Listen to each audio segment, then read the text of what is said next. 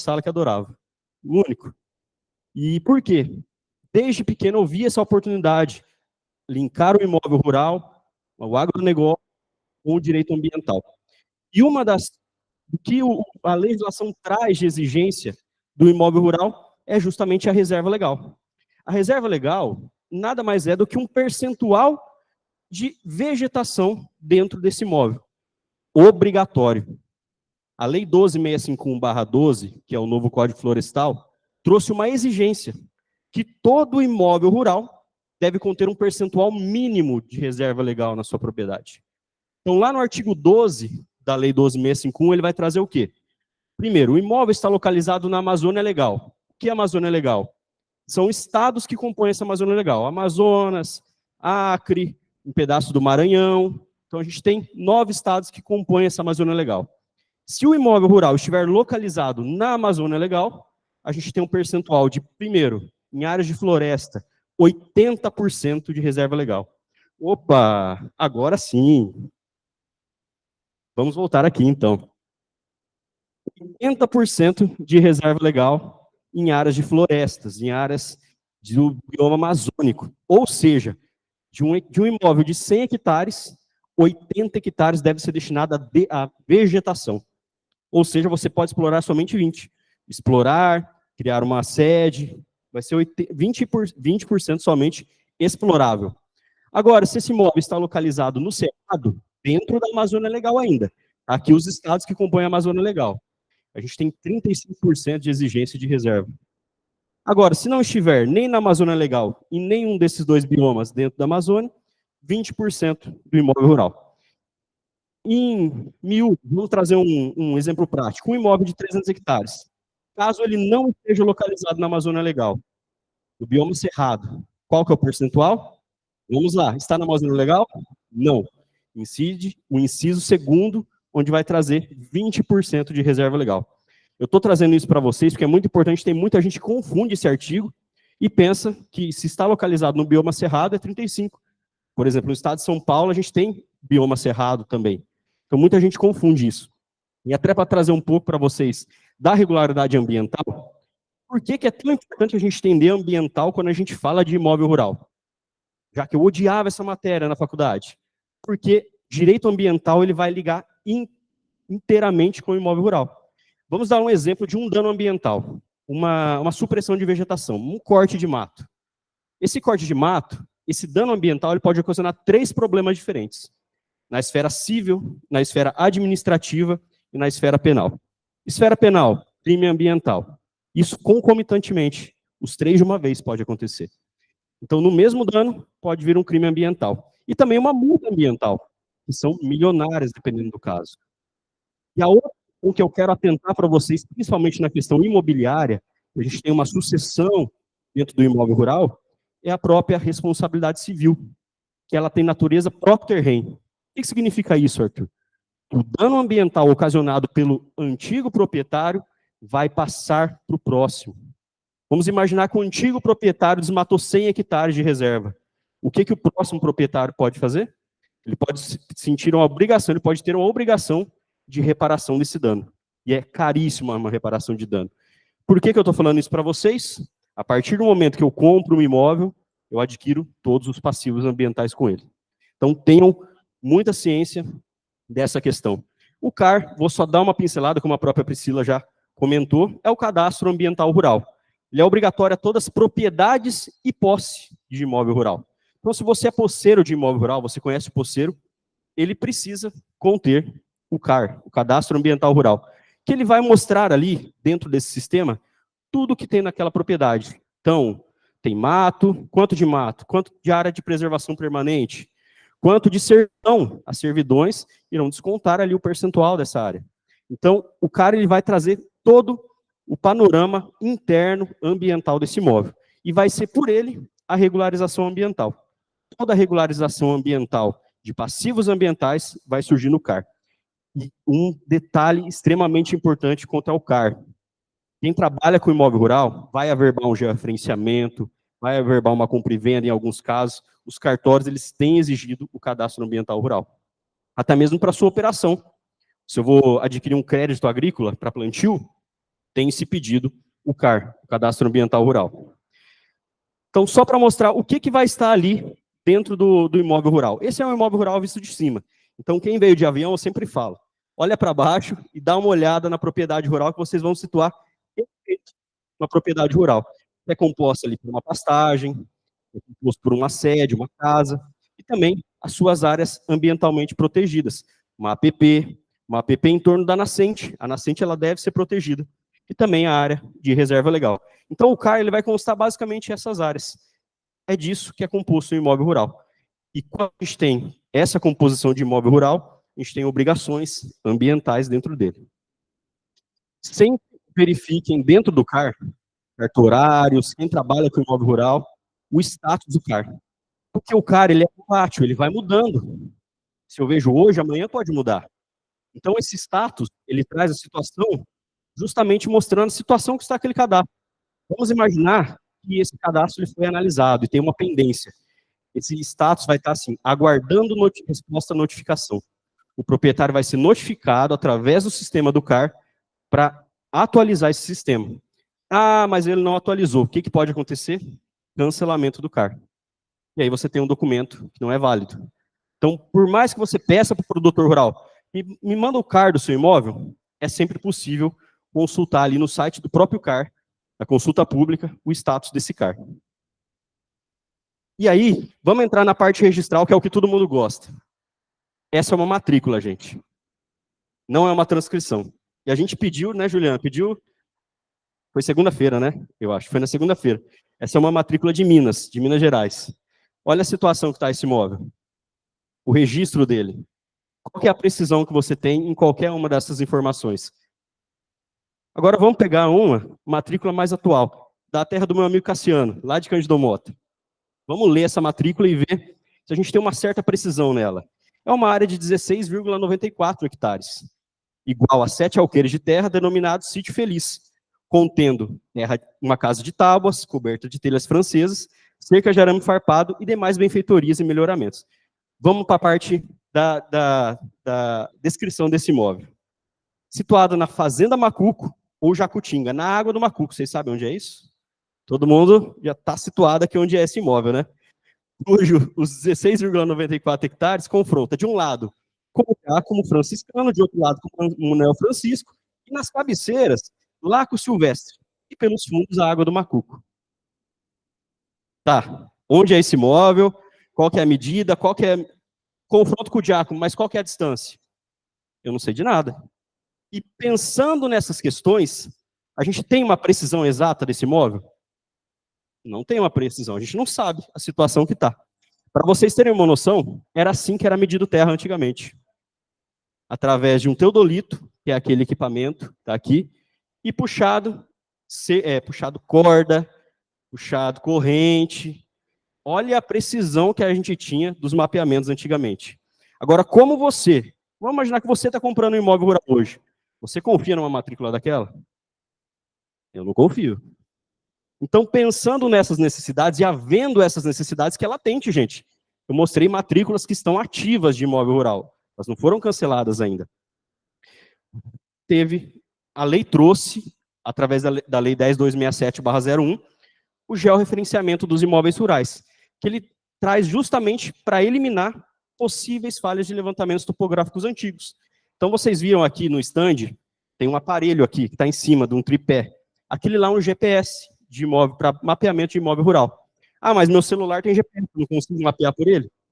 Quanto o nosso GPS do celular, a gente tem uma precisão de 10 metros, 12 metros, o equipamento daquele a gente tem milímetros. Custa em torno de 70 mil reais aquilo lá. Em média, 80, 90 mil. Quando eu trabalhava no campo, quando eu comecei a trabalhar, o patrão falava assim, ó, você está com um carro popular na mão. Eu, Jesus amado, eu ganho um salário mínimo aqui, meu pai, pelo amor de Deus, me protege. Porque a gente mapeava dentro do rio. O georreferenciamento é um mapeamento de toda a divisa desse imóvel. Então, o que ele vai trazer? Já que a gente tem um equipamento topográfico totalmente preciso, ele vai primeiro trazer uma confiabilidade documental. Eu vou ter uma matrícula atualizada e confiável, com uma acurácia na dimensão desse imóvel. Então, isso traz uma maior segurança jurídica para todo mundo. Para quem compra, para quem vende, para quem cede esse imóvel.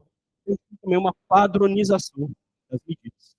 Entrando falando sobre medidas agrárias, e é muito importante, eu não coloquei no slide aqui, mas eu lembrei de contar para vocês, de falar para vocês. Medidas agrárias, a gente tem uma padronização do hectare. O hectare, ele é o mesmo em todos os estados. O alqueire, que vocês viram aqui na matrícula, ele muda de acordo com o estado. Então, sempre que forem analisar uma matrícula rural, verifiquem a medida que está. Aqui na Bahia, quando eu analiso imóveis rurais da Bahia, eu pego muito tarefa de terras. Está lá uma área de 12 mil tarefas de terra. Quanto que vale 12 mil tarefas? Uma tarefa baiana equivale em torno de 0,44 hectares. Então, pensando que vocês podem ter essa dificuldade, entrem no meu Instagram, eu tenho um link lá, apertem nele, que vai ter um e-book de medidas agrárias. Então, entra no Agro no Direito, aperta no link e baixa esse e-book com muita quantidade de medidas agrárias para ajudar vocês também. E pensando no georreferenciamento, nós temos algumas etapas do georreferenciamento. Não vou adentrar muito nelas, até porque o tempo é curto. Primeiro é a medição de campo, onde a gente vai em loco realizar a medição. Segundo, um processamento de dados, para ver se todos aqueles dados estão precisos. E depois a gente tem a certificação do INCRA. Eu vou submeter ao INCRA, o INCRA vai analisar o quê? Há sobreposições nesse imóvel? Os parâmetros técnicos estão ok? Se estão ok, ele certifica esse imóvel. Acabou aí? Não. A gente tem a fase de cartório, que é justamente o registro desse georreferenciamento, onde eu vou trazer todas as peças técnicas, mapas, memoriais, cadastro ambiental rural, ITR, e também toda a assinatura dos confrontantes. Então, todos os confrontantes eles vão anuir esse imóvel. O georreferenciamento ele serve para uma retificação de área. Em resumo, ele vai retificar todo o imóvel rural. Opa, eu acho que eu apertei alguma coisa. Aí. E qual o prazo disso? Eu tenho prazo para cumprir? A própria Priscila falou que imóveis acima de 25 hectares já estão com prazos expirados. E o que o produtor sempre pergunta, porque o brasileiro é movido a isso. Pergunta, mas doutor, tem multa? Eu vou ter que pagar multa disso? Não, não vai ter que pagar multa. A lei não estabelece multa para isso. Estabelece algo muito pior. Lá no decreto 5570, no artigo 10, ele traz que a identificação do imóvel rural, o georreferenciamento, ele será exigido em caso de desmembramento, parcelamento, remembramento e qualquer situação de transferência de imóvel. Eu estou falando de compra e venda, eu estou falando de uma averbação de inventário. Muitos estados, eles não aceitam, a maioria dos estados não aceitam a averbação de inventário em áreas sem georreferenciamento com prazo expirado. Estou falando de arrematação. Se eu arremato o imóvel em leilão e não tem georreferenciamento, dependendo do estado, eu não consigo registrar esse imóvel. Aí eu fico com o imóvel desatualizado, seu cadastro. E por fim, para trazer, até puxar o gancho para o Gustavo, onde ele vai falar um pouco sobre áreas públicas, eu trago a cadeia dominial. Não sei se vocês já ouviram falar da cadeia dominial, mas é um instituto muito utilizado quando eu faço, por exemplo, due diligence. E dependendo do local onde você vai trabalhar, na Bahia, por exemplo, você precisa fazer uma due diligence e uma cadeia dominial. A cadeia dominial nada mais é do que um organograma deste imóvel. Então, a gente tem lá, em verde, a matrícula que eu estou comprando, uma área de 310 hectares. Qual que era a matrícula anterior? Eu vou trazendo todos os registros anteriores. E para que serve isso? Primeiro, para eu identificar possíveis fraudes. O que é uma fraude nesse caso? Vamos imaginar que eu tenho um imóvel de 500 hectares e essa matrícula ela foi cancelada e virou duas de 250.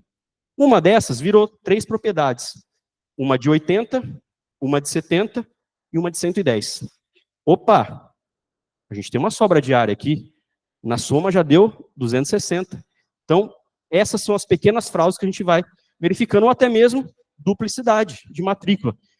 Vamos imaginar que essas 3 matrículas elas foram abertas e uma tamanho duplicitado. A gente tem uma possível fraude para a venda de um imóvel que já foi cancelado. E aqui, a gente entra na verificação do título de origem, para verificar se justamente essa terra ela ainda pertence ao Estado, se ela é uma terra devoluta, ou não, se ela foi adquirida regularmente do Estado. A gente tem muitas dessas atuações no Mato Grosso, por exemplo, nos casos do Intermate, onde você tem essa aquisição, essa arrecadação de imóveis de terras devolutas. Bom, basicamente isso que eu queria trazer para vocês, entrando um pouquinho mais sobre imóvel rural, um pouco do que a Priscila falou.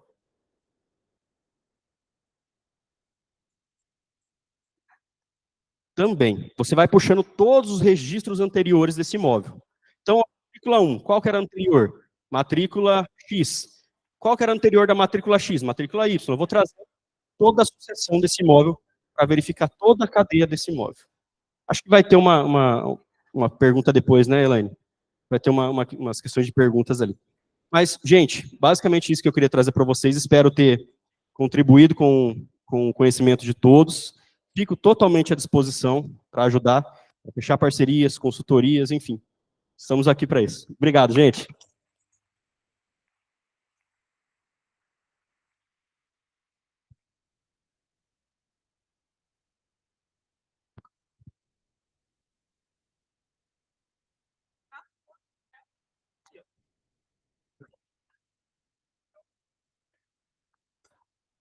Eu me esqueci de falar com vocês sobre dinâmica, né? Porque os painéis, cada um teve a sua dinâmica. A gente combinou para ficar, como eles estão construindo assim, correndo de forma lógica, assim, as ideias todas concatenadas, cada um vai falar, né, fazer a sua parte, depois a gente vai partir para as perguntas. Tem as perguntas que já foram encaminhadas sobre a pauta, e que eu vou ler, e como a Elaine fala, o pinga-fogo, que são as duvidazinhas de vocês, certo? Arthur falou do problema de definição da área, né? De imóvel rural. Você sabe que a gente tem o mesmo problema para imóvel urbano público, né? Então, assim, a gente tem matrícula, não estou falando de transcrição, a gente tem matrícula que é a medida a terceira árvore perto do rio. Então, vocês imaginem o cenário que é trabalhar com esse processo de regularização dos imóveis públicos. O nosso terceiro palestrante é como eu, e para mostrar que a atividade de regulação fundiária, a atividade de regulação de imóveis, precisa de complementariedade, que todo mundo comentou aqui, precisa de um topógrafo, precisa do engenheiro, precisa do técnico, e ontem teve uma participante aqui que ela levantou para fazer uma pergunta, que era engenheira, que é engenheira, tá vendo? Então, exatamente, é porque um evento como esse, ele não obstante, né, a gente saiba que vai atingir o público maior de advogados, né, de registradores e tabeliães e tal, quem trabalha com regularização sabe da importância da gente poder estar aqui compartilhando esse conhecimento, né? Então, Gustavo, né, que é o diretor-presidente da SDA, a SDA é uma unidade também do Estado que fica dentro da Secretaria de Desenvolvimento Rural, e ele é engenheiro agrônomo, não é? Então, venha, Gustavo.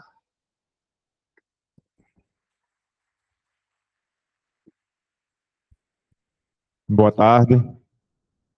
Quantos agrônomos tem na plateia?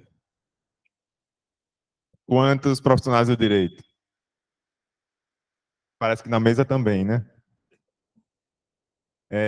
Mas foi me dada essa missão, né? Em fevereiro do ano passado, eu fui convidado pelo governador a assumir essa tarefa lá no órgão de terras do estado da Bahia. Mas como eu sabia que aqui a maioria, né, era do direito, eu trouxe ali o pessoal do núcleo jurídico para, se vocês me apertarem muito, eu recorrer a eles. Certo? A gente fez uma combinação aqui na mesa, né, da gente fazer falas, né, complementares, e a mim ficou de falar sobre a regularização das áreas devolutas, né, como foi dito que todo o país tem esse problema, na Bahia não é diferente, boa parte, né, das terras ainda estão, né, no patrimônio do Estado, claro que de posse, né, de posseiro, mas que essas terras não foram regularizadas. O Estado não tem interesse. Em algumas terras, sim, mas na maioria não. Quer regularizar para que propicie o desenvolvimento econômico do Estado. Então, esse é o princípio, né, que a gente rege lá no órgão de terras, garantir o direito ao posseiro, mas que esse posseiro venha a desenvolver, a desempenhar a atividade econômica, gerar emprego, renda e desenvolvimento para o nosso Estado. Minha apresentação está aí?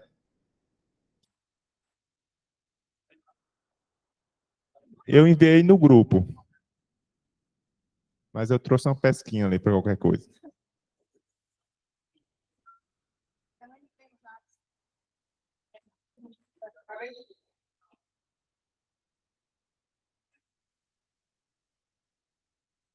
enquanto coloca aí, só aproveitando aqui a última fala, eu acho maravilhoso, né, a criatividade, para não falar, dos documentos antigos, né? Tantas braças, tantas léguas. O que eu acho mais incrível é assim, tantas léguas ao margem do rio tal e ao fundo até onde justo for, né? Ou até onde tantas cabeças de gado pastem. Imagine para a gente trazer isso, né, para o registro agora. E são documentos que foram registrados, né? Aí tem um dito lá, que eu acho que é folclore, não é verdadeiro, que uma pessoa comprou um trator e botou o nome de Justus. E aí soltou Justus até onde Justo foi. E qualquer impedimento que tivesse, tinha umas pessoas ali do lado para resolver as brincadeiras da grilagem de terra aqui no estado. Bem, eu sou o Gustavo, né, estou lá diretor superintendente da Superintendência de Desenvolvimento Agrário, vinculado à Secretaria de Desenvolvimento Rural aqui do estado da Bahia, e vou falar sobre regulação fundiária de terras devolutas do estado. Pode passar. Aqui. Pronto. Eu trouxe até alguns exemplares desse livro, né, para os colegas aqui da mesa, e trouxe mais 2 para a comissão organizadora aí, de presente para a comissão, ou se quiser sortear para os participantes. Esse livro, ele é um compilado da legislação, tanto federal quanto estadual. E aqui eu selecionei 2, que são o que a gente mais usa lá nos procedimentos de regularização. A Lei 3038, que é a Lei de Terras aqui do Estado, né, e a Instrução Normativa de 2012, que diz o passo a passo para a regularização. A nossa lei é de 1972, então você vê a dificuldade de trabalhar com ela, né, nos dias atuais, mas é a legislação que nós temos, né? E aqui, no artigo 1, que eu fiz questão de trazer, diz quais são as terras de domínio do Estado, né? Então, as transferidas ao seu patrimônio pela Constituição de 1891, né, as de domínio particular abandonadas pelos seus proprietários e as áreas arrecadadas como herança jacente, as que não estejam, por título legítimo, sob domínio de terceiros, né, e aí aquela questão da cadeia dominial, né, ter o destaque do patrimônio ou retroagir, no caso da Bahia, a 1960, então não é a cadeia vintenária, a gente chama a cadeia até a exaustão, né, e adquiridas por qualquer outro meio legal. Essa é a lei que altera alguns dispositivos da lei anterior, a 3442, de 1975, que eu fiz questão também de trazer esse artigo, e aí ele fala da importância da demarcação da terra, do georreferenciamento da terra. Então, o Estado reconhecerá, para todos os efeitos, como de domínio privado, as terras objeto de transcrição no registro imobiliário, como particulares, provando o interessado, né, por uma cadeia sucessória filiada à transcrição de título legítimo há mais de 15 anos da data da lei, a lei de 75, por isso que a gente fala, né, retroagia 1960. Cultura, beneficiamento efetivos, então o proprietário que não tiver o uso efetivo da terra, a terra pode voltar ao patrimônio do Estado, e a medição e a demarcação dessa área. Então são os 3 requisitos cumulados que garantem ao proprietário, né, a legítima propriedade do imóvel rural. Essa instrução normativa, 2012, a gente está revisando ela, né? Ela traz o passo a passo diante da legislação do Estado. Então, não trouxe muito baseado nela, e sim nas revisões que a gente tem feito em diálogo com a Procuradoria-Geral do Estado da Bahia, e deve ser publicada ainda esse semestre. Então, esses são os princípios gerais. Fomentar a ocupação territorial do Estado, estimular o desenvolvimento e o ordenamento agrário do Estado, né, estimular o desenvolvimento local de forma sustentada e ordenada, e reconhecer a função social da posse, valorizando o trabalho do ocupante e apoiar iniciativas rurais capazes de gerar emprego e renda. Trouxe alguns conceitos do que a lei, né, entende por ocupação direta, aquela exercida pelo ocupante e suas famílias, né, a exploração direta desse imóvel, a atividade econômica exercida em imóvel rural e gerenciada diretamente pelo ocupante, com auxílio de seus familiares, de terceiros ou ainda por assalariados.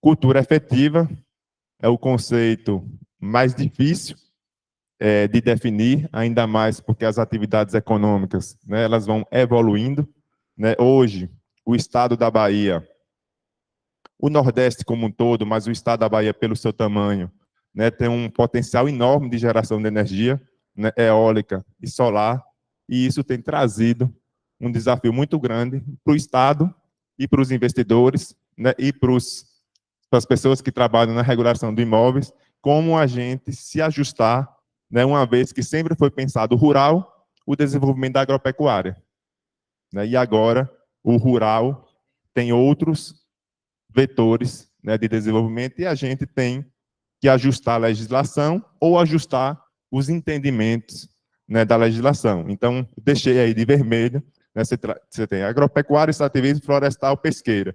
E aí deixei aí em vermelho porque são temas que ainda não estão pacificados, né, no entendimento tanto do órgão, tanto da Procuradoria-Geral do Estado, que a gente tem debate aí dos serviços ambientais, como a gente classificar esses serviços, e outras atividades econômicas, principalmente o que bate na nossa porta, essa questão da geração de energia limpa. A ocupação mansa e pacífica é um dos requisitos para a regularização fundiária de imóveis, e a alienação, que ela pode ser gratuita ou pode ser onerosa. A gente vai falar das modalidades mais adiante. E aqui, citar só as peças técnicas, que lá na frente a gente vai falar um pouco dela, que é o memorial descritivo, né, tabela não é muito importante. Então, quais são as áreas não passíveis de alienação? Porque lá na frente a gente vai falar das áreas passíveis. Então, as reservadas para administração e a outras finalidades de utilidade pública e de interesse social a cargo do Estado. Então, essas, mesmo que estejam ocupadas, né, o Estado não faz a doação, não faz a alienação. As áreas ocupadas que abrajam parte ou a totalidade de terrenos de marinha, terrenos marginais ou os reservados, seus acrescidos. Essas são áreas da União, né? Então, quase sempre a União reserva para questões de proteção, segurança, e por isso a gente tem uma relação muito estreita com a Superintendência do Patrimônio da União. Todo o processo de regularização que estão próximas a essas áreas, a gente faz a consulta antes de deferir o processo de regularização. Áreas localizadas em perímetros urbanos, uma vez que a regularização cabe aos municípios, né, e as áreas particulares. Nós temos 3 modalidades de alienação. A legislação da Bahia, né, difere um pouco dos outros estados, mas são muito semelhantes, né? Às vezes muda as classificações, né, mas os princípios eles são os mesmos. Então, o Estado doa até ao detentor, ao posseiro, de até 100 hectares, não tem questão de renda, né, é simplesmente o tamanho. Então, todo possuidor de área até 100 hectares pode requerer ao Estado, os custos serão os custos da medição e da empresa, mas o título, o Estado passa gratuitamente, sem cobrança nenhum, pelo valor da terra. Até 500 hectares, o Estado aliena pelo valor da terra nua. Esse valor é publicado em diário oficial e tem um valor tabelado por município.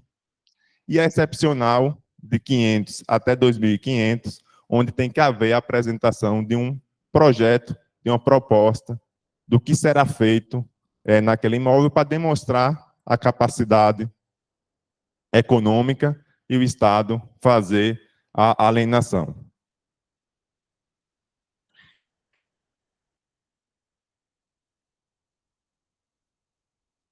Travou.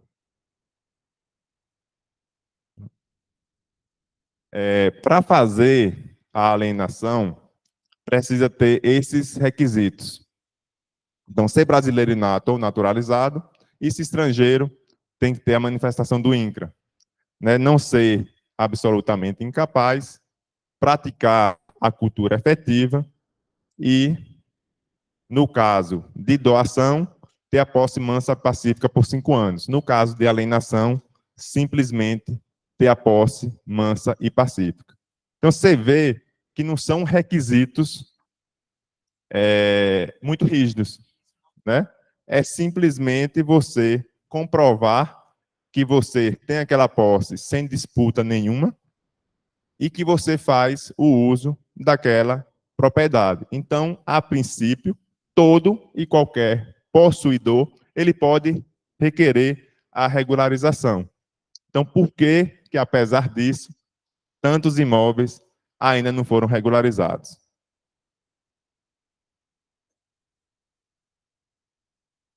O requerimento, ele pode ser feito. A gente está... vou trazer a problemática, né, que eu gosto dessa franqueza. Por que que tantos imóveis ainda são irregulares em todo o país? Por que que tantos imóveis ainda são irregulares no estado da Bahia? Acho que toda a origem de todas as brigas, de todas as guerras, né, de todos os conflitos, sempre teve a terra, né, como pano de fundo. A terra sempre foi um capital muito disputado. E talvez por influência política, né, muitas vezes a regularização ela foi deixado em segundo plano, né, por muitos governos. Nós estamos assumindo esse desafio de fazer isso, de reestruturar o órgão de terra para a gente garantir a regularização das terras do estado da Bahia, das comunidades tradicionais do estado da Bahia e também dos empreendimentos agropecuários do estado.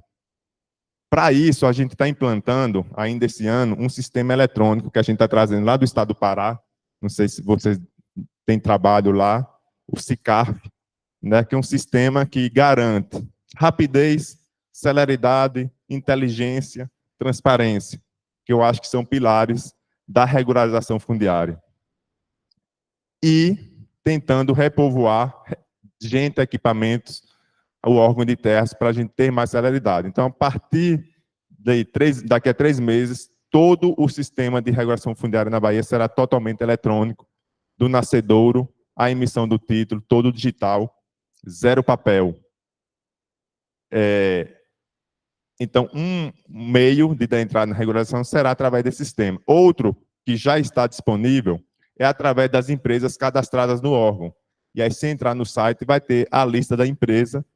Ela precisa estar cadastrada também no INCRA, né, porque o INCRA é que faz a gestão da questão do georreferenciamento, que habilita os órgãos, as empresas e os profissionais para o GEO, e para fazer para a gente não está habilitado no INCRA, mas também tem que estar habilitado pela superintendência para dar entrada. Outro meio é através desse provimento, né, pedido de regulação fundiária no cartório de registro de imóveis competente, em conformidade com o capítulo, né, provimento conjunto. Então, são 3 portas de entrada para a gente estimular que seja feito a regulação fundiária do imóvel. Qual é a nossa tentativa? Hoje, no Estado, a gente tem uma enxurrada de uso capião, né, e a PGE no esforço de indeferir. E a gente de suporte e base para a PGE para ajudar no indeferimento. Então, fica uma guerra. A gente querendo regularizar, mas regularizar pela maneira oficial, que é o requerimento ao órgãos de terras. No entanto, pela dificuldade que o órgãos de terras teve até então, as pessoas que trabalham ou os requerentes se habituaram ao caminho que foi dito mais fácil, que é o uso capião. E muita gente vem tendo sucesso. Sucesso que é temporário, né? Porque a qualquer tempo o Estado pode vir a comprovar que aquela terra é devoluta e não existe né, uso capião sobre terra pública, sobre patrimônio público. Mas o Estado não tem interesse de não regularizar aquele imóvel, tanto que a PGE, né, tem respondido, indeferindo, mas ao mesmo tempo orientando que através desse provimento que seja dado entrada no pedido de regularização, porque a exigência é praticamente a mesma, né? O que muda é só a porta de entrada e o caminho. E o interesse do Estado é regularizar, porque não faz sentido para o Estado ter aquela situação irregular, porque uma área regularizada, ela fomenta o desenvolvimento econômico. Você pode usar aquela terra, né, como garantias e acessar o crédito ativo. Então, tanto na área rural quanto na área urbana, né, a regularização, tipo assim, é bom para todo mundo, né? E a regularização pelas vias corretas é melhor ainda. Então, a gente tem estabelecido relações com a Ariba, relações com outros parceiros, com os cartórios, para ver se a gente consegue equipar o órgão de terras para dar resposta, né, num tempo razoável e atrair para desestimular, né, o uso capião e estimular a regularização fundiária. Nos diálogos que eu tenho tido, tipo assim, é até mais barato, né, a regulação fundiária pelo órgão de terras do que a regularização. Só para vocês terem uma ideia, o tempo médio de regularização aqui no Estado, quando eu assumi o órgão, é de 2 a 3 anos. Não vou dizer que a média mudou, mas sábado amanhã a gente vai estar publicando o deferimento de títulos que foram dados entrada no final do mês passado. É a média? Não. São os casos de sucesso que a gente tem pegado para dar exemplo que é possível. Isso é muito fruto, primeiro, da qualidade do material que chega, né, da qualidade do material apresentado pelas empresas, e fruto também de uma priorização nossa daquelas empresas que trabalham melhor. Porque se a gente for dar a mesma atenção a todas, nós não conseguimos. Então, a gente vem dando atenção a quem dá os melhores resultados. Mas a nossa intenção de aumentar a capacidade do órgão é para a gente conseguir aumentar ainda mais as parcerias e dar a atenção devida a todas as empresas, a todos os parceiros, para a gente conseguir avançar e mudar, né? O Pará estabeleceu uma meta agora, esse ano, de 1.000 títulos por mês. Eles, há pouco tempo atrás, emitiam pouco mais de 500 por ano. A Bahia tem uma média de 1.200, 1.300 títulos por ano. A gente está se desafiando a acompanhar, né, o Estado do Pará, por isso trouxemos o sistema deles para cá, é o sistema que o governo federal, o Ministério do Desenvolvimento Agrário, vai adotar para passar para outros estados, né? Então, pretende-se ser um sistema integrado e vamos investir, né, em profissionais e tecnologia para a gente conseguir dar resposta, para que a gente faça a nossa missão, né, Laura? Mas que permita que quem trabalha com isso ganhe dinheiro. Meu muito obrigado e um bom trabalho.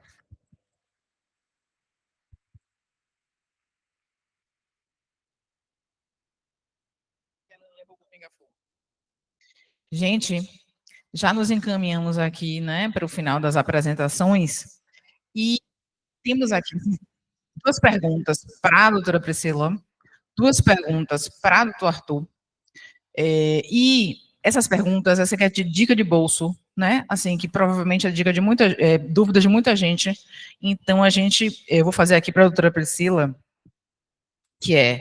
Oi, pois não?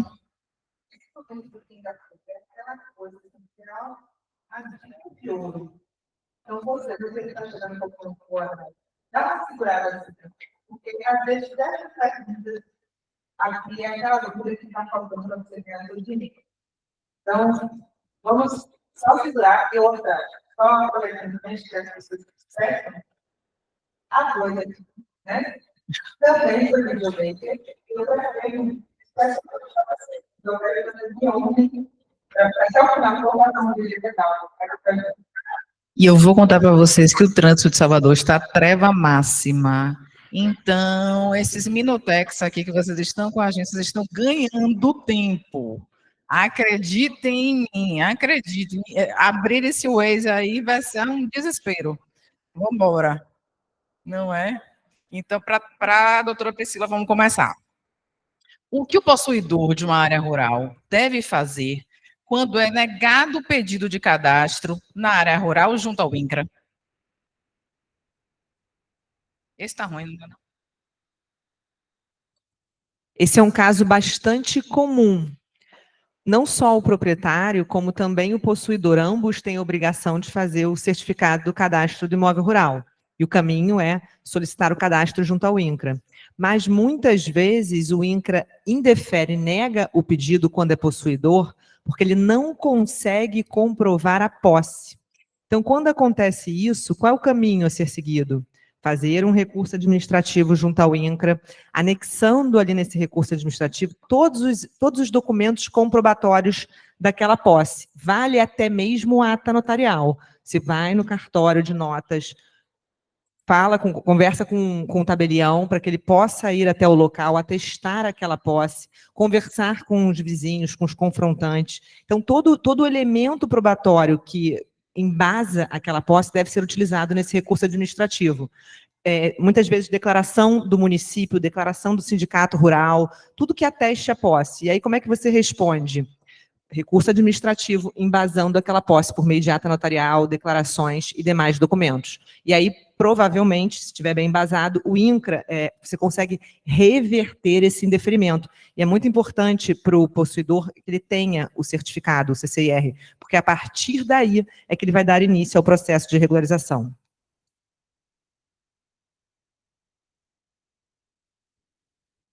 Eu não sei nos outros estados, né, como é que funciona o INCRA, mas o INCRA aqui na Bahia é a luta e a misericórdia. Então, se vocês estiverem preparados, como a doutora Priscila falou, junte tudo que é possível, toda a prova, tudo do seu cliente, né? E como o Ícaro falou de manhã, eu achei ótimo, porque ele falou assim, não seja um advogado incompleto. Se você vai, acompanhe o pedido do seu cliente, leve o requerimento, protocole, não mande ele no registrador pedir a certidão, porque tem muita gente que faz isso. Vamos combinar, né? Que fica chato, fica aparecendo. Aí, no final, o cliente pode dizer, então vamos dar uma dividida nos honorários, né? Porque eu estou fazendo uma parte, você está fazendo outra. Vamos lá, mais uma para a doutora Priscila. Como resolver a questão de cobrança de IPTU em fazendas que estão situadas em área de expansão urbana? Que agora, né, é aquela confusãozinha. Você sabe que Quando a gente fala de imóvel rural, tem dois critérios. O critério da localização para você definir o imóvel rural, o critério da localização e o critério da destinação. Quando a gente pega o Código Tributário Nacional, a gente vê o quê? O critério da localização. Está fora do perímetro urbano, é considerado imóvel rural. Quando a gente analisa os demais artigos, as demais leis da legislação, prevalece o critério da destinação. Ou seja, é o que você faz com aquele imóvel rural, a atividade que você explora naquele imóvel rural. Então, essa pergunta é muito interessante, porque o que tem acontecido? Com o crescimento das cidades, o que a gente tem visto? Tem sido votadas leis para o quê? Para expandir a área, o perímetro urbano. E aí muitas fazendas que no passado ficavam em áreas rurais, agora elas já estão em áreas de expansão urbana. E aí, quando você entra em área de expansão urbana, o que a prefeitura faz? Muitas vezes cobra o IPTU.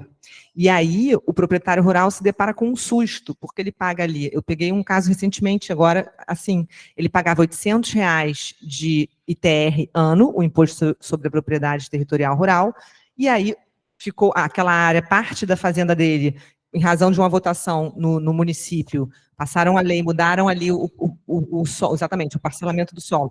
E aí a parte da fazenda ficou em área de expansão urbana. E a prefeitura cobrou um IPTU de R$40 mil, ou seja, ele estava acostumado a pagar 800 e aí passou para 40 mil. E como é que você defende o seu cliente numa situação como essa? Nesse caso que eu mencionei para vocês, a fazenda dele Não tinha estrada asfaltada, não tinha escola próxima, não tinha iluminação pública, não tinha todos os requisitos que são essenciais para que a prefeitura possa cobrar o IPTU. Então, o que a gente fez nesse caso similar? A gente, de fato, entrou com um procedimento junto à prefeitura, defendendo que a área não estava urbanizada, em que pese estar numa área de expansão urbana, e que, acima de tudo, a destinação daquele imóvel era uma destinação rural.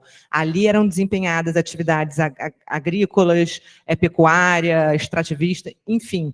E a gente conseguiu comprovar isso também por meio de ata notarial. Foi muito interessante. A gente filmou drone para filmar o pasto, o gado, fizemos uma ata notarial, chamamos o tabelião para ir lá para testar que tinha gado, que tinha lavoura. Então, a gente embasou o recurso administrativo sob o aspecto de que a destinação é rural, em que pese estar numa área de expansão urbana. A gente conseguiu reverter. Então, esse também é um caso muito interessante que vai, a tendência que aconteça com uma maior probabilidade agora, porque os centros urbanos estão, de fato, crescendo, e as áreas de expansão urbana também estão, consequentemente, crescendo juntos. Vocês sabem que essa confusão tem muito, né? Gustavo falou que a SDA responde os processos de todos vocês e de tudo sobre o usucapião rural, e a DBI, né, a Diretoria de Imóveis, responde do usucapião urbano. E, então, a área era fazenda, sol nascer, mas o município veio expandindo e terminou engolindo a fazenda, né? E aí fica aquela dúvida, eu me configuro como rural ou eu me configuro como urbano? Eu pago IPTU ou eu pago ITR? Né? Para regularizar, eu faço uso capião dirigido para SAEB ou dirigido para SDA, né? Então, realmente, essas questões são tensas, digamos assim, né? E na Junho, um proprietário desse tomar o susto, né, de ter que pagar um IPTU dessa vulto, né? Agora, para o doutor Arthur, temos o seguinte: é obrigatória a verbação de reserva legal na matrícula do imóvel? Bom, vamos lá. Até primeiro, para contribuir até com a última resposta, já é um tema pacificado no STJ, essa questão do ITR, dentro do perímetro urbano. Então, o ministro Herman Benjamin já se manifestou e é um tema bem pacificado dentro do STJ quanto a isso. Sobre a reserva legal, sobre a obrigatoriedade da verbação da reserva legal na matrícula do imóvel. Muitos cartórios solicitam isso. E por que solicitam? Porque antigamente era uma exigência legal a verbação da reserva legal na matrícula do imóvel. Só que o que acontecia? Se a gente já tinha uma imprecisão no perímetro do imóvel, você imagina na reserva legal. O que a gente via de repente? Pegava matrículas onde estava falando assim, ó, a gente tem 20% de reserva legal nesse imóvel. Mas aí a gente fala, onde era? Como que eu consigo localizar esses 20%? Não tinha. Então, dentro da Lei 12.651/12, que é o Código Florestal, trouxe justamente que é desnecessário a averbação da reserva legal, desde que seja realizado o cadastro ambiental rural. Então, o cadastro ambiental rural ele desobrigou a averbação da reserva legal na matrícula. Feito o georreferenciamento do imóvel, verificou-se a diferença de 10% sobre a área registrada. O cartório aceitará a nova medida? Quais são as alternativas das soluções? Isso acontece muito, gente. Por quê? A gente falou das diferenças de medição, como era antigamente, com teodolito, corrente, corda, e com o GPS, com o GNSS, hoje a gente tem uma precisão. E essa tamanha acurácia, ela pode dar uma diferença boa de área. Alguns cartórios entendem que 5% é um limite tolerável. Não tem nada pacificado falando de 5%, mas é o que muitos cartórios seguem. O que a gente faz quando tem essa diferença de área? Primeiro, a gente tenta sempre resolver no cartório, mostrando ali, através de uma cadeia dominial, através das assinaturas dos próprios confrontantes, através de edições antigas, de imagens de satélite antiga, que aquela divisa é a mesma, é consolidada e que foi, de fato, um erro de dimensão.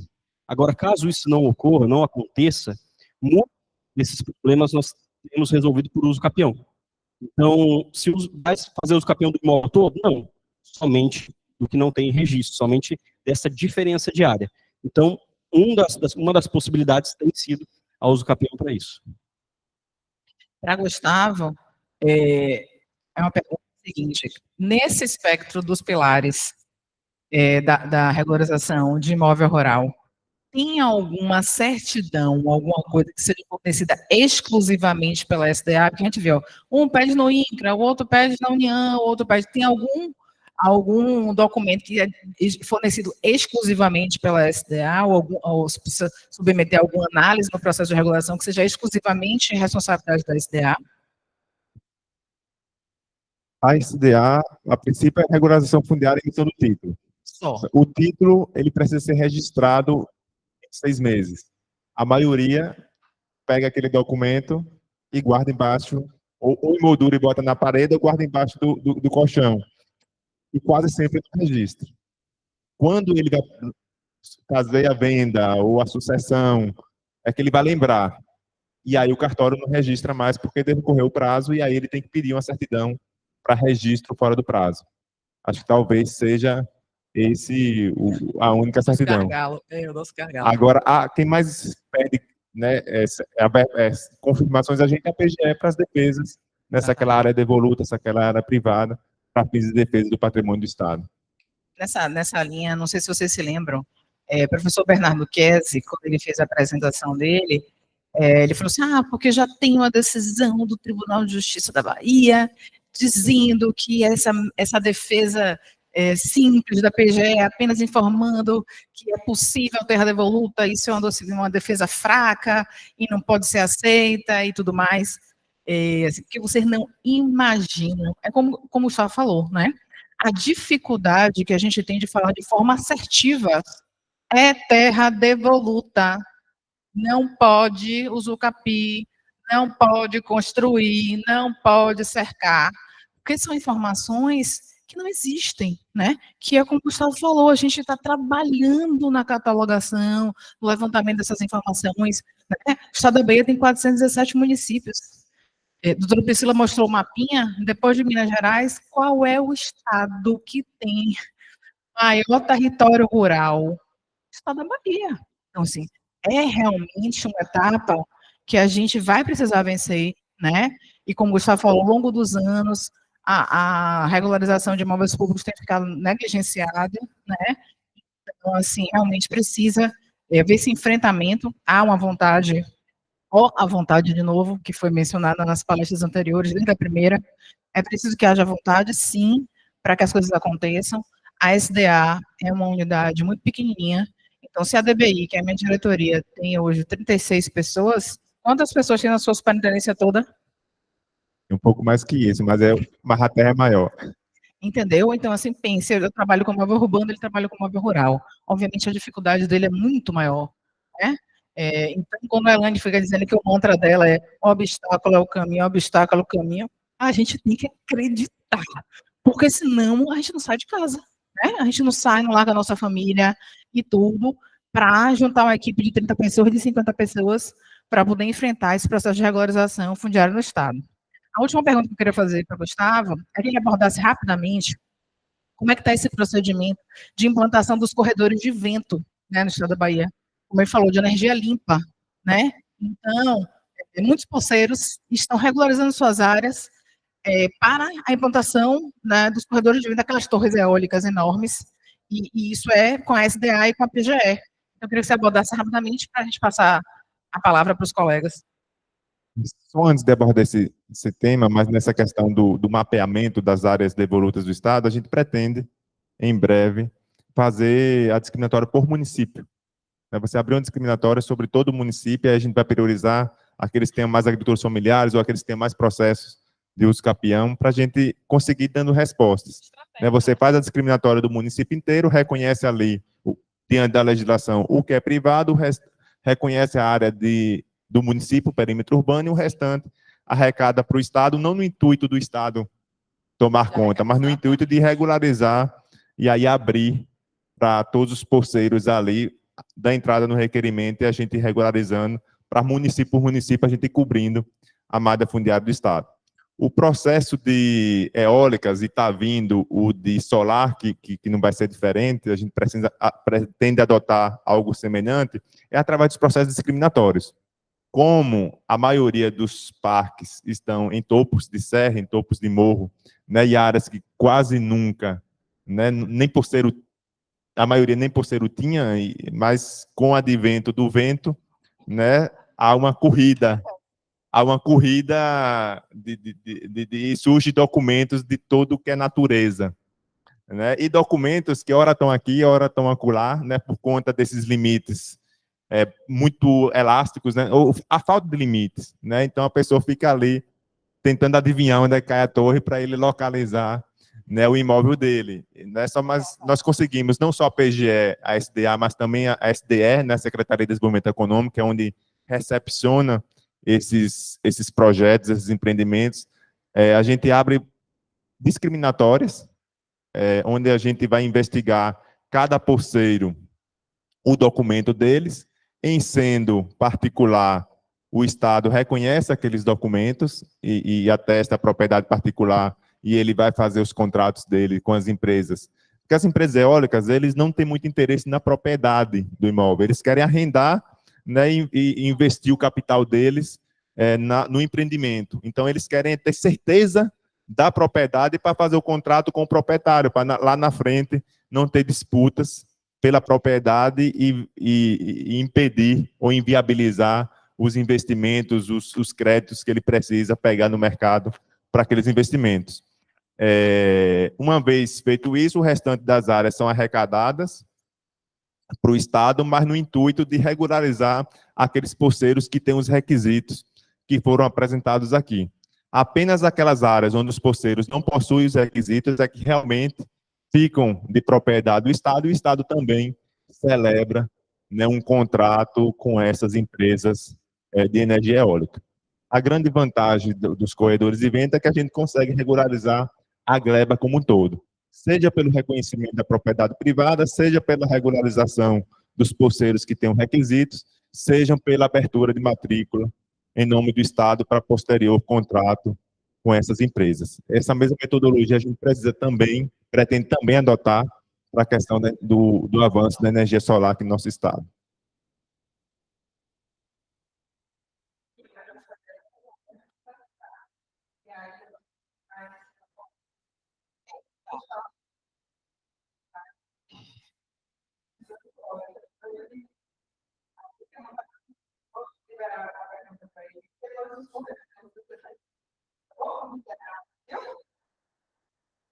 Boa noite aqui. É mais fazer um contraponto bem rápido aqui, porque o Gustavo estava falando dessa discussão sobre terra devoluta e os capiões e pareceres genéricos de procuradorias com interesse, né, na uso capião por supostamente ter ali ser uma terra devoluta.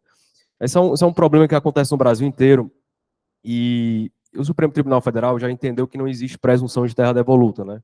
O Estado, assim como a União também, isso acontece também nos terrenos de marinha, isso é um grande problema, porque o Estado e a União, ele não faz o devido processo de discriminação, e aí quer interditar todos os processos privados de regularização de imóvel, né, através da uso capião, de forma genérica, por entender que poderia ser uma terra devoluta, mas não se sabe se a terra ela é devoluta e pertence ao Estado ou não, né? Então, esse é realmente um problema recorrente. Eu acho que interdita uma boa parte da regularização originária por uso capião desses imóveis.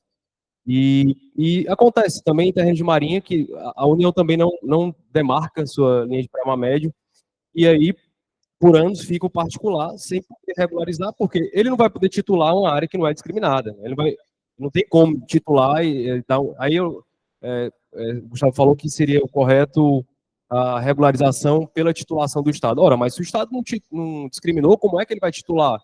Então, o Estado também não pode, de forma genérica, interditar o meu direito, né, a regularizar de forma privada, através da uso capião, até porque o Supremo Tribunal Federal já entendeu que terra devoluta não se presume, né?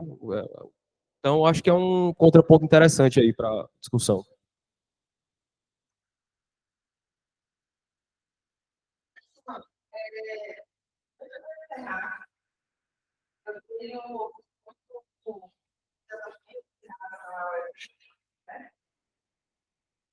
Antes de encerrar, eu queria chamar todo mundo da atenção. Eu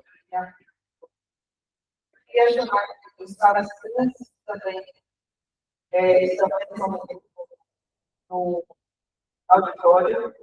Eu queria chamar também toda a minha equipe, as familiares, que viessem. Porque, assim, no evento desse, a gente não faz sozinho.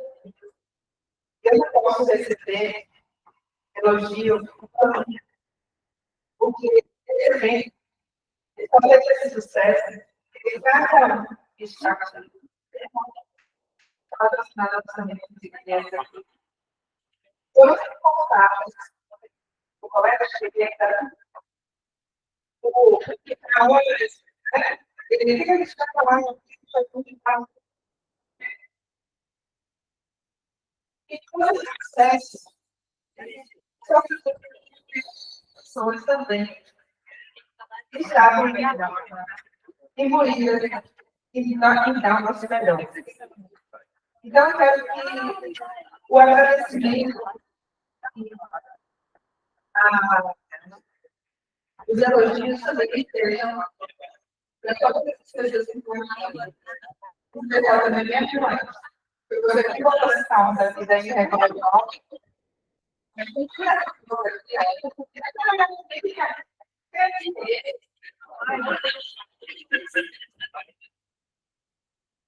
Mas não, eu quero ficar muito falado para saber se ele é aqui que você vai ganhar dinheiro. Essa moça aqui agora.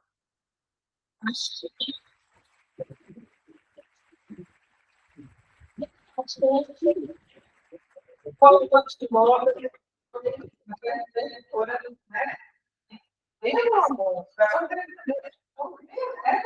Então,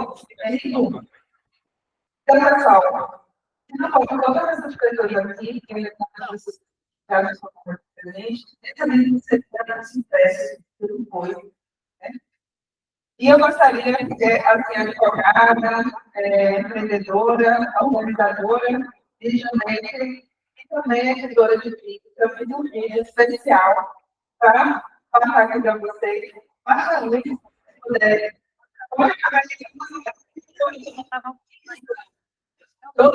Abaixa a luz aí. Vai passar um vídeo.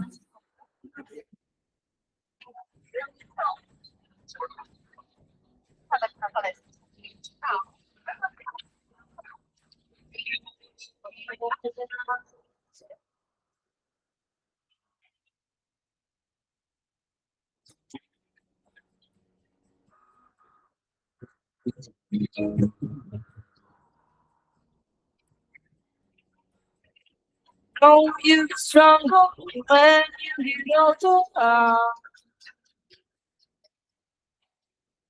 Don't show your shoulders when you don't know how. The things aren't easy, so just believe it now. If you don't keep it cool now, you never make a sound. All the lights will guide the way. If you get to hear me now, all the fears will fade away. If you get to hear me now.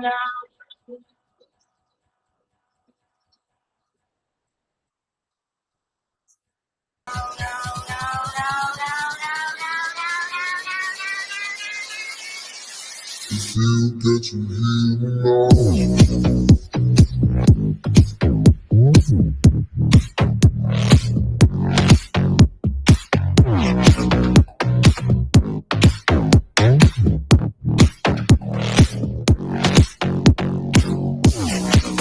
All the lights will guide the way. If you get to hear me now, all the fears will fade away. If you get to hear me now. Agora estou aqui no restaurante Casa Divina, onde estamos escolhendo o buffet, que vai ser o nosso jantar para aqueles que estão com ingresso VIP. E olha, prepare, viu? Que é tudo aqui de primeira. Foi um sucesso. Segunda jornada, estamos juntos.